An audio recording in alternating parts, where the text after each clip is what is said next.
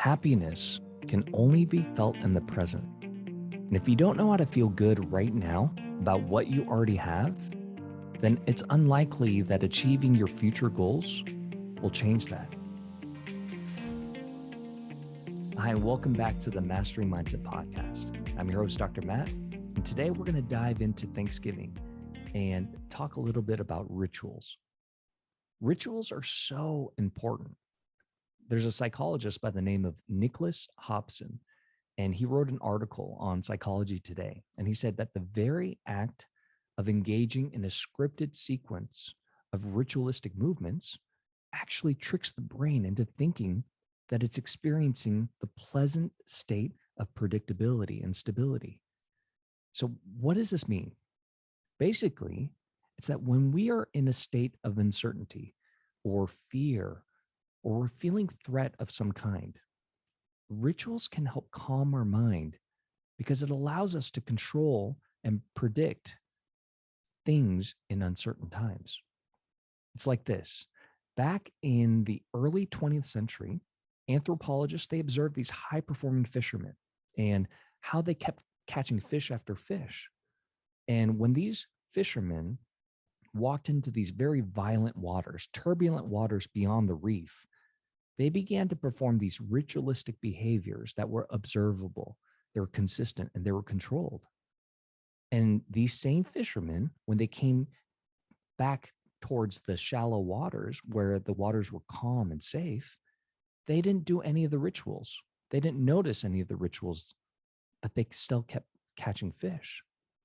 So what these anthropologists concluded was that when the fishermen instinctively felt danger, or when they felt threat, like fishing in the violent waters, they performed rituals to help them stay calm, focused, and to gain a sense of perceived control in a very uncertain time.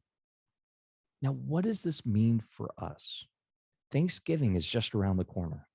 And this year, just like last year, may seem very different for a lot of us as we're still in the thick of the global pandemic. Thanksgiving is a tradition that's filled with rituals. And perhaps this year we can be a little bit more intentional about our Thanksgiving to help us bring more wellness and joy in our lives. Now, over time, Thanksgiving became a very commercialized holiday and it lost its spirit of Thanksgiving and its tradition. But the spirit of the holiday is truly something that I believe we need now more than ever. Maybe it's a good time to revive that original intention behind giving thanks, right? So I want to share with you some practical gratitude exercises that actually work. So let's dive right in. Number one, this first exercise is a simple gratitude check-in.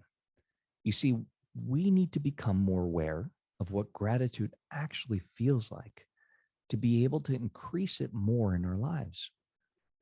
This simple exercise is to pay attention to what's right in front of you that you can actually be grateful for to increase your sensations around gratitude or the feeling of gratitude. Now, this script that I'm about to read to you came from Abraham Hicks' publication. So it's not mine, but I wanted to share it with you because it's very simple and to the point. Just relax and let me guide you. Okay? Here we go. Begin by looking around your immediate environment and gently notice something that pleases you. It could be anything. Try to hold your attention on this pleasing object as you consider how wonderful, beautiful, or maybe even useful it is. And as you focus upon it longer, your positive feelings about it starts to increase more. Now notice your improved feeling and the appreciative that you feel right now. Then once this good feeling is noticeably stronger than when it first began, look around your environment and choose another pleasing object that comes to your positive attention. Do the same thing. Give thanks to it.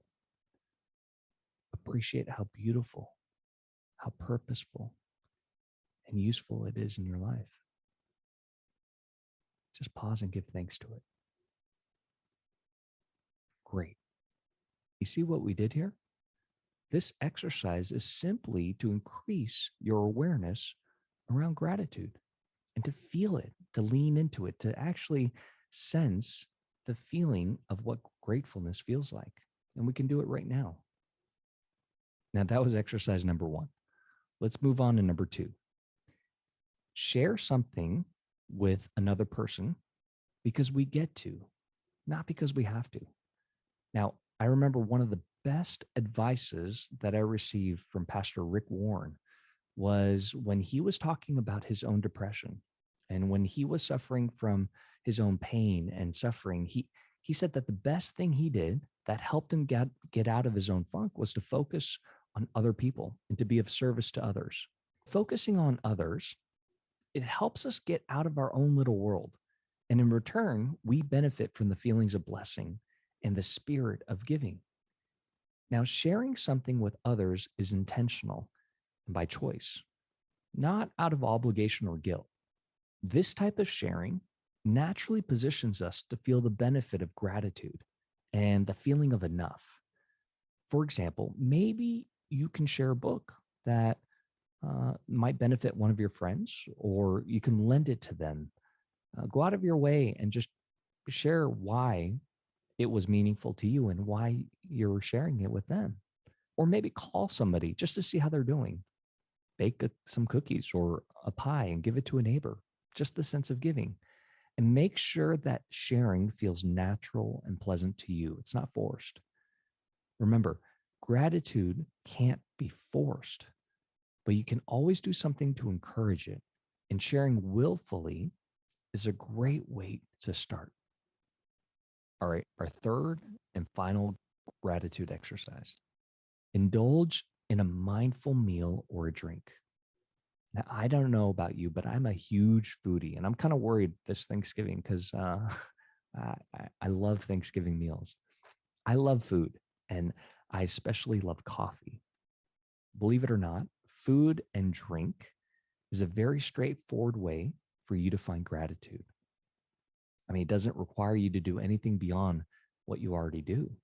The trick here is to simply bring more attention to the experience of preparing your food or your drink, that thing right in front of you.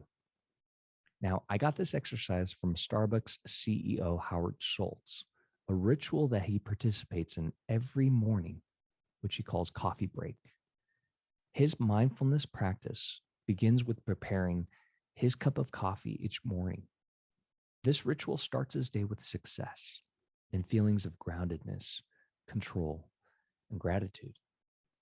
Now, my wife recently bought me a Chemex, a pour over with a hot pot, right? And every morning I start my day mindfully and gratefully preparing my first cup of coffee. And I'm so grateful for the moment, for the warm, comforting feeling that this coffee gives me, the aromas of the beans as I pour the hot water over the filter and into the Chemex. I love the steam, right? It fills up with steam and the colors and the sensation of it all. And I'm absolutely grateful in the moment. I become more mindful of the experience. In this way, gratitude naturally follows. The more I notice simple pleasures in life, the richer it becomes to me, and the more I see how fortunate I am to have it. So next time you're eating or drinking something, just take a few moments to become aware of the experience. You don't have to think about being grateful. The only point here is to notice as many details as you can about what you're doing. Chances are that the more you notice, the more naturally you'll begin to appreciate it. Remember this: happiness can only be felt in the present. If you don't know how to feel good about what you already have, it's unlikely that achieving future goals will change that. So once you begin a ritual of gratitude in your life, you will not believe the type of benefit it's going to bring to all aspects of your performance. The greatest performers in life participate in strong rituals, both in their off season and during their season. So this Thanksgiving, I challenge you to the opportunity to lean into the ritual of gratitude. Thank you for tuning into the Mastering Mindset podcast. I hope you benefited from this episode of Rituals and Thanksgiving. Happy Thanksgiving to you all.